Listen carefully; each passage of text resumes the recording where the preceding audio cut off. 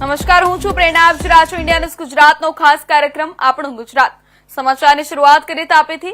તો ઉકાઈ ડેમના ઉપરવાસથી સતત પાણીની આવક યથાવત છે. ડેમના ઉપરવાસથી 1,25,961 ક્યુસેક પાણી આવક નોંધાઈ છે. ડેમના 6 ગેટ 5 ફૂટ ખોલી 78,348 ક્યુસેક પાણી તાપી નદીમાં છોડાઈ રહ્યું છે.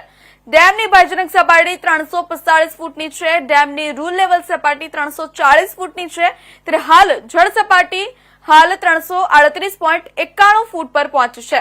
ડેમના ઉપરવાસ મહારાષ્ટ્રના પ્રકાશા ડેમથી 54,904 અને હાથનુર ડેમથી 51,454 ક્યુસેક પાણી છોડવામાં આવતા ડેમમાં પાણીની જથ્થો સતત આવી રહ્યો છે. હાલ ડેમના 85.61% જેટલો ભરાવ છે.